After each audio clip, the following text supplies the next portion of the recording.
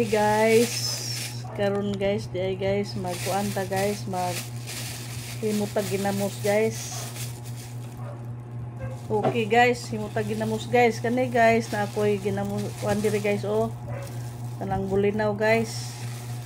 Maganda itong bulinaw guys. So tapos lagyan ko rin ng ahos guys. At saka asin. At ito guys, lagayan natin guys. Yan.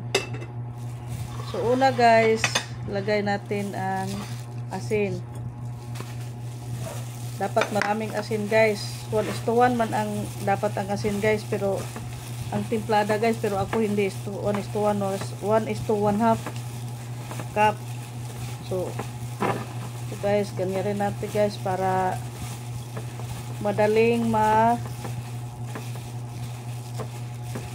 lusaw yung asin guys, kasi ang lalaki ng asin, tagpo kay asin guys. Tapos guys, ilagay natin ang ahos. So madali lang maggawa ng ginamos guys. Yan guys oh, sana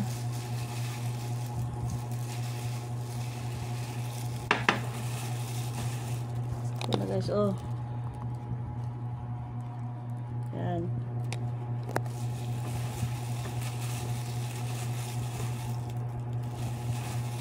Sagul-sagulin guys hanggang makuan guys, malusaw yung asin. Dahil kapag hindi yun malusaw yung asin guys, matagal yan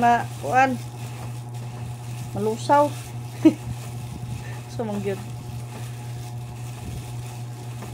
Tapos ako guys, lagyan ko ng tubig, maliit na sa akin guys, lagyan ko ng tubig, yung mineral. Yan.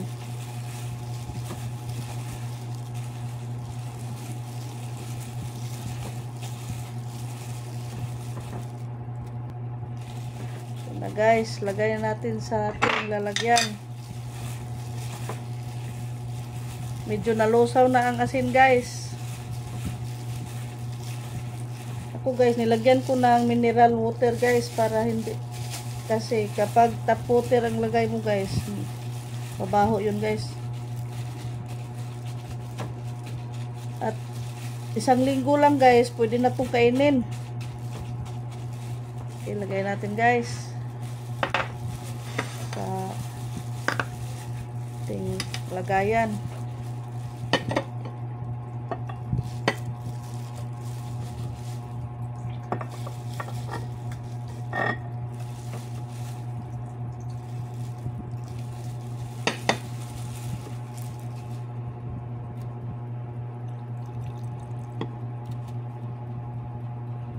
Yan guys, may natira pang asin. Lagay ko lang ng konti. Yan.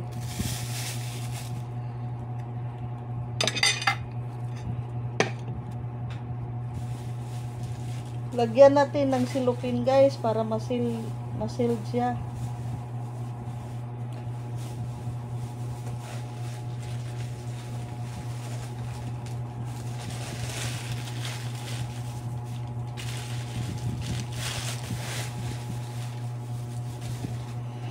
Guys, ito ang ilalagay ko, yung pang ice water ko.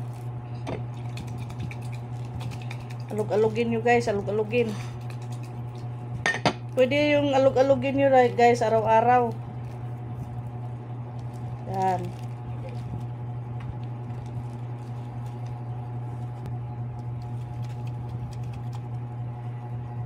Yan na guys oh. Mabango ito guys, kasi may may ahos. Ito guys, lagyan natin ng pizza. Anong pizza na ginawa natin, para malaman natin kung pwede na bang kainin. 1 to 2 weeks guys, pwede na to. Kung sa tuturon, June 6 11 25. Okay.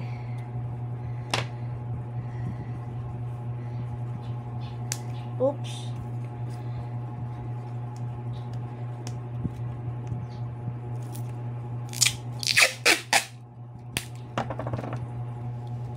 Yan guys, lagay natin. Pwede rin itong alug-alugin araw-araw guys, or every 2 days. Ayan guys, oh.